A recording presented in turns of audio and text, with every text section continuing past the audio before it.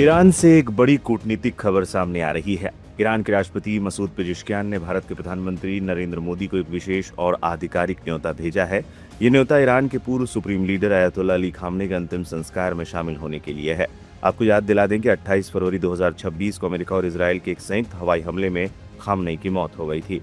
युद्ध के गंभीर हालात के चलते उनका अंतिम संस्कार टाल दिया गया था, लेकिन अब हालात थोड़े शांत हुए हैं तो ईरान अपने सर्वोच्च नेता को 4 जुलाई से 9 जुलाई के बीच सुपुर्द खाक करने जा रहा है। ईरानी दूतावास ने यह निमंत्रण भारतीय विदेश मंत्रालय को सौंप दिया है, लेकिन सबसे बड़ा सवाल यह है कि क्या पीएम मोदी इस अंतिम संस्कार में शामिल होने तेहरान जाएंगे। फिलहाल इस पर भारी सस्पेंस बना हुआ है। दरअसल पीएम मोदी का 6 से 11 जुलाई के बीच इंडोनेशिया, ऑस्ट्रेलिया और न्यूजीलैंड का दौरा पहले से ही प्रस्तावित है। तारीखों के इस सीधे टकराव के कारण पीएम का जाना मुश्किल लग रहा है। कूटनीतिक सूत्रों की माने तो भारत सरकार इस मुख्य समारोह में देश का प्रतिनिधित्व करने के लिए किसी वरिष्ठ कैबिनेट मंत्री या बड़े नेता को तेहरान भेज सकती है। ईरान इस अंतिम संस्कार को राष्ट्रीय और अंतर्राष्ट्रीय एकजुटता के तौर पर पेश करना चाहता है। भारत के अलावा ईरान ने अपने खास मित्र और पड़ोसी देशों को भी आमंत्रित किया है। इस लिस्ट में रूस, चीन, पाकिस्तान और कतर के राष्ट्राध्यक्ष शामिल हैं। पाकिस्तान की तरफ से ये पुष्टि भी कर दी गई है कि पीएम शहबाज शरीफ के नेतृत्व में एक आधिकारिक प्रतिनिधिमंडल जनाजे में जरूर शामिल होगा। ईरान सरकार का अनुमान है कि खामनेई की अंतिम विदाई में लगभग 2 करोड़ लोग सड़कों पर उतरेंगे। ये पूरा कार्यक्रम 6 दिनों तक चलेगा और 3 अलग अलग शहरों में आयोजित होगा। आइए आपको बताते हैं पूरा शेड्यूल।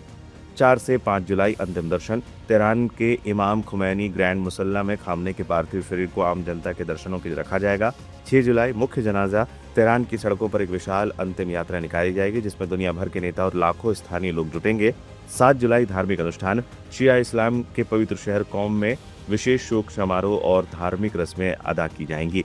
9 जुलाई सुपुर्द खाक। अंत में अयतुल्ला अली खामनेई को पूरे राजकीय सम्मान के साथ दफनाया जाएगा। खामनेई को ईरान के दूसरे सबसे बड़े शहर मशहद में दफनाया जाएगा। इसकी एक खास वजह है, मशहद अयतुल्ला अली खामनेई का जन्म स्थान है। यहीं पर शिया इस्लाम की सबसे पवित्र और सम्मानित जगहों में से एक इमाम रजा की दरगाह स्थित है। इसी पवित्र दरगाह के परिसर में उन्हें हमेशा के लिए सुपुर्द खाक किया जाएगा। जैसे जैसे 4 जुलाई की तारीख करीब आ रही है, दुनिया भर की निगाहें ईरान और वहां जुटने वाले वैश्विक नेताओं पर टिकी है। क्या भारत अपने कूटनीतिक संतुलन की नीति के तहत किसी बड़े मंत्री को भेजेगा? ये देखना दिलचस्प होगा।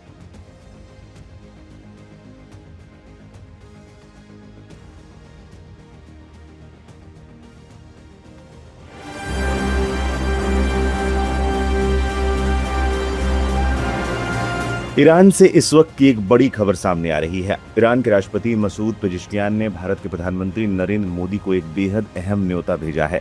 ये न्योता है ईरान के सुप्रीम लीडर अयतुल्ला अली खामनेई की राजकीय अंतिम संस्कार में शामिल होने का। 4 दशकों तक ईरान को दिशा देने वाले खामनेई को विदा देने के लिए दुनिया भर के दिग्गज जुटने वाले हैं। आइए समझते हैं इस कार्यक्रम का पूरा शेड्यूल और भारत के लिए इसके मायने। अंतिम संस्कार का कार्यक्रम। 4 जुलाई तेहरान के ग्रैंड मुसल्ला कॉम्प्लेक्स में पार्थिव शरीर रखा जाएगा। तेहरान और कोम शहर में सार्वजनिक जुलूस। इराक के नजफ और करबला में विशेष सभाएं। आपको बता दें, फरवरी में अमेरिकी इजराइल के हवाई हमले में खामनेई की मौत हो गई थी। पश्चिम एशिया में चल रहे संघर्ष के कारण उनका अंतिम संस्कार लंबे समय तक टला रहा। अब ये कार्यक्रम 4 जुलाई से 9 जुलाई तक चलेगा। इराक से लेकर ईरान के प्रमुख शहरों में प्रार्थनाएं, सभाएं और जुलूस निकाले जाएंगे। अंत में 9 जुलाई को उनके पैतृक शहर मशहद में उन्हें सुपुर्द खाक किया जाएगा, जहां लाखों लोगों के पहुंचने की उम्मीद है। अब सबसे बड़ा सवाल, इस अंतिम संस्कार में भारत का प्रतिनिधित्व कौन करेगा? एक मीडिया रिपोर्ट के मुताबिक अभी तक ये स्पष्ट नहीं है कि पीएम मोदी खुद जाएंगे या वरिष्ठ मंत्री को भेजा जाएगा। 28 फरवरी को खामनेई के निधन के बाद भारत के विदेश सचिव विक्रम मिस्री ने नई दिल्ली स्थित ईरानी दूतावास जाकर शोक पुस्तिका पर हस्ताक्षर किए थे। इससे पहले मई 2024 में जब तत्कालीन राष्ट्रपति इब्राहिम रईसी का हेलीकॉप्टर दुर्घटना में निधन हुआ था, तब भारत ने न सिर्फ राष्ट्रीय शोक की घोषणा की थी, बल्कि तत्कालीन उपराष्ट्रपति जगदीप धनखड़ को तेहरान में भारतीय प्रतिनिधिमंडल का नेतृत्व करने भी भेजा था। भारत हमेशा से ही ईरान को अपनी सभ्यतागत संबंधों और विस्तारित पड़ोस का अहम हिस्सा मानता है। हाल ही में 40 दिनों तक चले पश्चिम एशियाई संघर्ष के दौरान भी पीएम मोदी और विदेश मंत्री एस जयशंकर लगातार ईरान के संपर्क में रहे। युद्ध विराम के नाजुक दौर के बीच ईरान के विदेश मंत्री अब्बास अराक्ची हाल ही में नई दिल्ली में ब्रिक्स बैठक में शामिल हुए थे, जहां उन्होंने पीएम मोदी और एस जयशंकर से मुलाकात की थी। कौन कौन से देश होंगे शामिल? प्रमुख मेहमान देश रूस, चीन, Iraq, Pakistan, Afghanistan, Syria, Lebanon. इस राजकीय विदाई में ईरान ने अपने पड़ोसी और मित्र देशों पर खास जोर दिया है। रूस, चीन, पाकिस्तान, इराक और सीरिया समेत कई मध्य एशियाई देशों के प्रतिनिधिमंडल इस अंतिम संस्कार में पहुंचने वाले हैं। अब पूरी दुनिया की नजरें इस बात पर टिकी है कि कूटनीतिक रूप से भारत इस मौके पर क्या कदम उठाता है। क्या नई दिल्ली से कोई बड़ा चेहरा तेहरान जाएगा?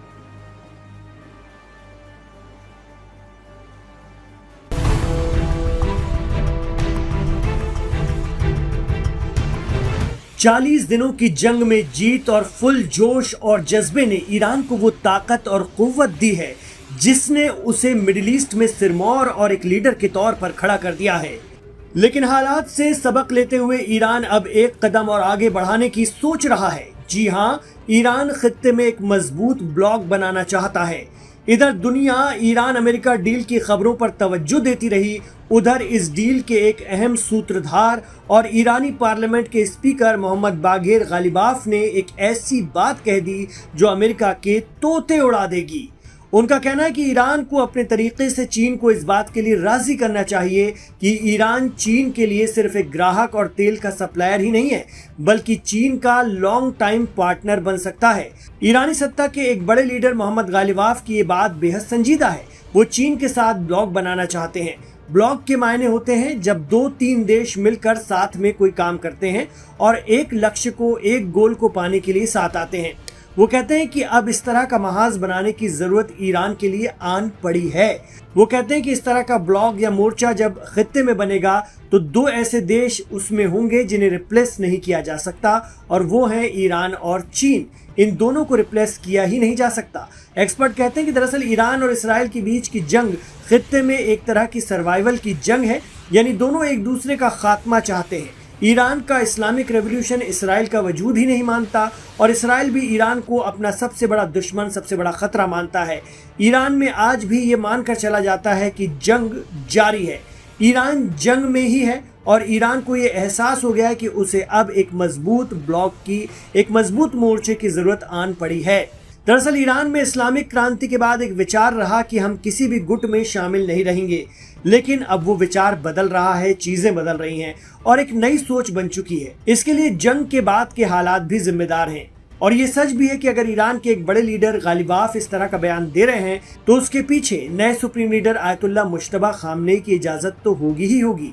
हालांकि चीन भी एकला चलोरे पर चलता रहा है, वो ब्लॉक से दूरी भागता है। हाँ, पाकिस्तान के साथ उसकी नजदीकी है और उसकी वजह कारोबार है, सीपेक है। जबकि चीन बचता रहा है कि वो कहीं ऐसा ना दिखे कि वो अमेरिका के सामने कोई गुट तैयार कर चुका है। लेकिन ताज़ा सूरत हाल में चीन का रवैया भी बदला है।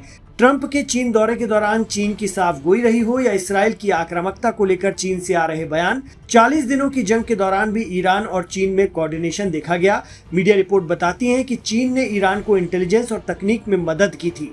ऐसे में ये ब्लॉक अपने आप में परवान चढ़ रहा है। अब देखना होगा कि क्या ईरान की मंशा पूरी होती है, और अगर ऐसा हो गया तो खित्ते में अमेरिका इसराइल को एक बड़ा चैलेंज मिलने जा रहा है।